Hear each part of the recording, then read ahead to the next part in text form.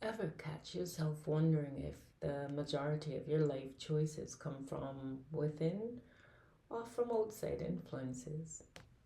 Either way, do we lose ourselves or do we find something we didn't know we were even missing?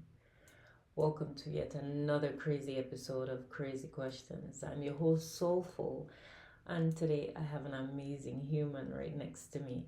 So stay with us as you'll hear us give different perspectives on our life journey. Feel free to leave a comment, subscribe for more episodes like this. But I have a guest. Who's my guest? The amazing Trish. Ooh, I love that you are amazing because you really are amazing. But tell me, Trish, what's my crazy question today? So today we're going to talk about how do you really feel about your life when you aren't looking at it through the lens of others? Oh my gosh, I think she just slapped me without even slapping me. Ow! Yes, that sounds kind of something else. But yeah, wow. Is that a question for me or is that a question for everybody? It's a question for everybody. And like you said, everybody can answer in the comments and we can get everyone's input. Yes. Make the conversation so much better. Like, share, spread the word, you guys, because this is our community to just be ourselves in our crazy world that we don't want anybody to know about. It's okay, it's just us. Let's forget the outer world. Okay, so back to your question. I grew up super Christian. I hate to say that out loud. And so home, school, church. So family, school, family, church, family. And I realized now as I'm older and like freer in the world, I didn't live my life according to people. I lived my life according to what they saw, what they wanted from me. And once I realized, this is my life, I realized I pissed off a lot of people by actually choosing me. So, what about you? Well, we're all conditioned at the beginning to live our life according to the lens of others, and those others are our parents, our family, because growing up, everything they're teaching us, everything they expect of us is what we're expected to do. We're expected to show. And then you come into age of adulthood, and then now you have to discover, who am I? What do I believe in? What do I want? And that's where you start wrestling with yourself, because now what you want and how you want to live your life may not coincide with what your family expect of you. And so here comes the battle. Like, you have to choose. And it is a battle. Am I doing something wrong, or am I doing something right, or am I living my life righteously? Oh my gosh. It's tough when you get to that age and you really have to discover who you are. But you could not say that. However, I did spend, I would say, the majority of my 20s trying to be the best, because I was already a mom. So trying to be the best mom that I could be. And at the same time, I had to worry about the image that I was showing my daughter. Gotcha. So I had to be the best version of me, so she can just learn from me and, grow up to be a strong, independent woman like I grew up being, because that's how I was raised. The women in my family are very strong. They're all professionals, doctors, lawyers. Is this the island version of women? Oh, it is. Is our family all very strong women oriented? Very successful, very God. independent, and they expect you to be the same. Yeah.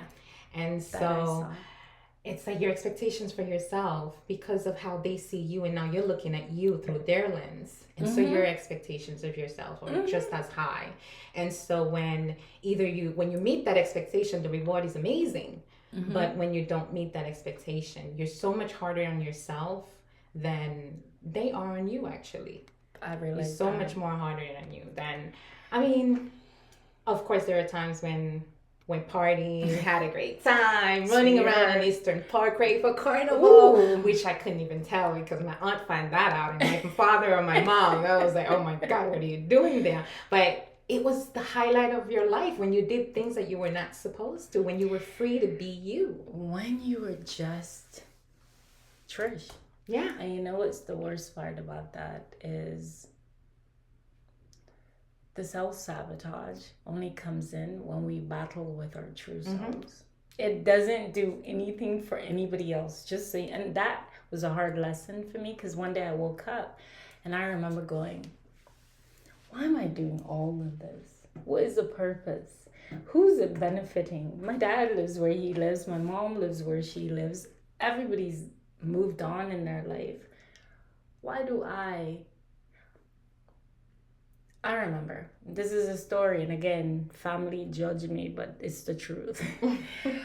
I remember I started growing locks. And only because I felt very spiritual within my spirit in the moment. My whole soul was all about it wasn't the locks. I never smoked weed. I didn't do well back then. Whatever family, yes, I do occasionally partake of the tree. But the truth is it was just one of those things back then where I was eating clean off the land. I was claiming, I was doing mountain tours. I was doing everything that was real in my soul. And I felt like my hair was a part of that. And if you know me, I change my hair every week, right? But that was the only thing I was consistent with. And I remember my mom calling me. I was 35 years old. My mom calling me and said, your dad said you're on the beach and your hair is already dread and they think you're out there smoking and oh my god, it was I have no idea why they associate dreads with like smoking. I don't know, but apparently that's an island thing where It as is. long as you're dread you're somehow You're doing a something. weed smoker. But all it was for me was I was just on another aspect of my journey, and the freedom of not doing your hair.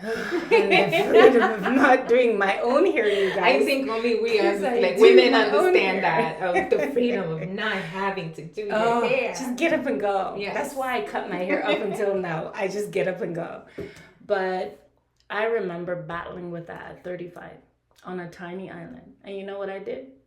I took them out because it was less stress in dealing with how everybody felt about me in the moment than me just getting up every day, just cutting my hair off and just going forward in life. I battle with that for years. Trish, when I tell you I battle with that for years, because now my hair could have been at the bottom of my foot.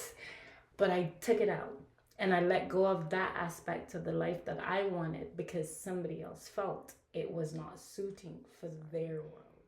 I will never make my children feel overly conscious of a decision they want to make, especially grown, just because I'm uncomfortable.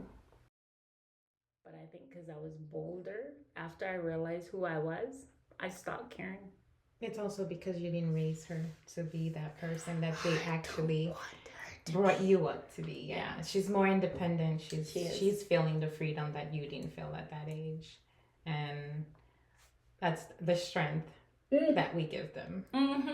Because like isn't that she was out there just saying to us? Exactly. And of course that generation, they tend to not see themselves through the eyes of others as much as we did, as much as our parents did, because we don't project our feelings onto them. We don't. So we allow them to be more free and to do the things they want to Gen do X. and to see themselves. Yeah. Whereas us, we had to conform. We had to live a particular way. We did. I mean, you reminded me with your story of me dating in my 30s, well, not like in my 20s, right? And when I first started riding motorcycles, I had an ex-boyfriend who taught me how to ride. Oh, I love so bikes. I had a bike, but I had to hide my bike from my family. Wow. So I couldn't ride it home. Because if my aunt or my mom, my dad, they come out and they see me getting off a bike, do you imagine? And all it was like, I love speed, I love to drive fast, I love motorcycles, and anything that was like adrenaline driven, that was me. But to my family, those kind of things are like, you're wild. They see you as being wild. So here I am hiding myself to please them for them. Yeah. And and it got to a point where you get to an age where you just say, forget it. I don't care anymore. I'm just going to be me. You just have to accept it. That's the part that actually love about where I'm at now in my life. Definitely. I've watched my aunts, my mom. Oh my gosh, my mom and I could talk about anything sexual. We could talk about politics. We could talk about the Bible without any type of uneasy feeling. Without being judgmental. Yeah. Without making That you is feel wild. like That is like wild. you're being improper. That is wild. Yeah. Because I've had this, I curated this with my children. And even as much as I get along better, and Brad don't hate me, with my daughter, and I think it's a girl thing. I think it's female. Like she gets me easier. But I still have amazing relationships with both of them. But it's so weird.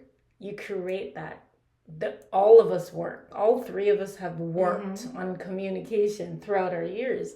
And then now I'm in my 40s and I'm watching my mom in her 60s, and we're now having conversations that I wish I had when I was in my 20s, when I was in my teens. It's a different time. I know it is. And also you creating that relationship with your kids gave you the strength to create that relationship with your mom. Probably. Because it's like you became more free with your speech. Oh my God, but it's so amazing. Okay, so I promised never to go over 15 minutes, and apparently I'm near there. So this conversation can just go on forever. And talking to you, this is how we talk, you guys. I am looking forward to the comments to see what others can share with us.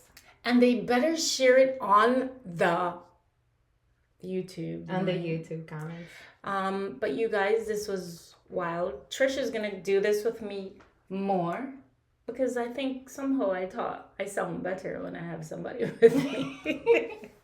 You don't sound like you're talking to yourself? I don't sound like I'm reading, because I normally write everything and then I rehearse it 5 million times before I speak it. So this is better. But you guys, we literally just did this off the top of our tongue. And don't self-sabotage. And if you do, get over it quickly. Learn who you are. See who you are. Be who you are. Because there's no other person to be but yourself. You're unique. I'm unique. Trish is unique. Absolutely. And there's no other person to be on this earth but yourself. So peace and stay weird. Stay weird.